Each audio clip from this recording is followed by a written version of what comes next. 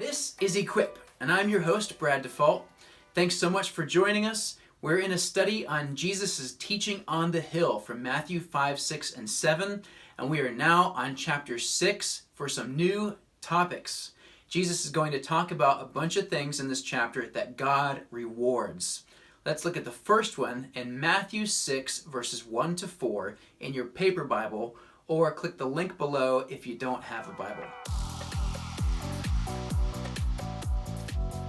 Jesus brings up the topic of giving money, and he gets more specific about money later in this chapter. Right now, he's really talking more about attitude because he says when you give. It's about our attitude toward any of our good deeds. And there's this negative attitude it talks about in the first verse when he says, don't do your good deeds publicly to be admired by others, or you'll lose your reward in heaven.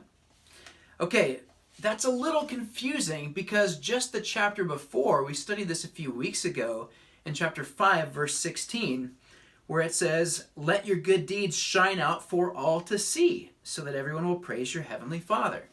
Okay, which is it? Should we not do our good deeds publicly, or should we let everyone see them? Those seem to be contradictory, aren't they?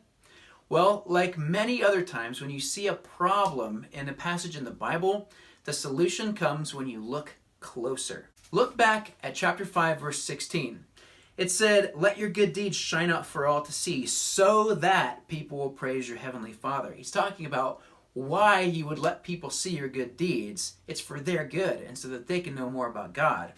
Whereas in the verse we just read, chapter 6, verse 1, it says, don't do your good deeds publicly to be admired by others. That's also talking about why you give.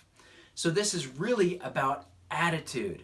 There are two attitudes that we could take when it comes to giving. And this could be giving anything. Giving money, like in the example, or giving time if you help someone, or even kind words. What's our attitude toward our giving? The first one he talks about in verse 2, and it's the bad one. This is the hypocritical attitude. He says the hypocrites do this thing. Okay, what is that word, hypocrite? It's a word that originally meant actor. This is someone who is pretending to be more righteous, more good than they are. Like they have this outer shell that looks really nice when they know full well that that's not the true picture on the inside. Hypocrite was actually Jesus' favorite insult. He's calling out this attitude really hard, and you do not want to get roasted by Jesus. There's no recovery from that. He calls them out on this specific thing that they would literally have trumpets blown when they would put their money in the giving box. It's ridiculous. That is so over the top, but also relatable. I think all of us, definitely myself included, we care way too much about what people think about us. Nobody liked my selfie. But there is a better way.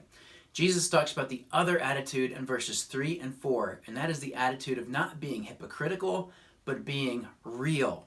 Like, here I am with all my screw-ups, but I'm still trying to do this good thing. Jesus says we should not let our left hand know what our right hand is doing when we give.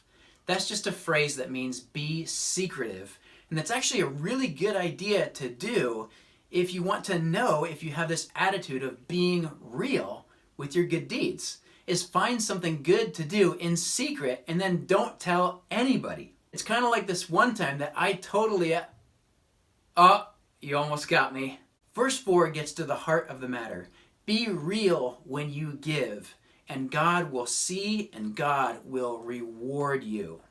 He'll reward us in this life and in heaven. But wait a second.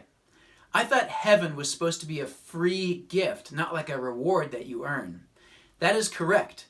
Jesus died to pay for our sin, and if we put our trust in him, we get into heaven for free, and it will be perfect forever. But then on top of that, we can also be rewarded in heaven. I have no idea how that works, really, but I do know it's going to be awesome because God is really good at giving gifts. Have a great weekend, everybody, and hit subscribe and hit the bell so then you can be notified for our next video on Monday when Jesus starts talking about prayer. And until then, be strong in grace.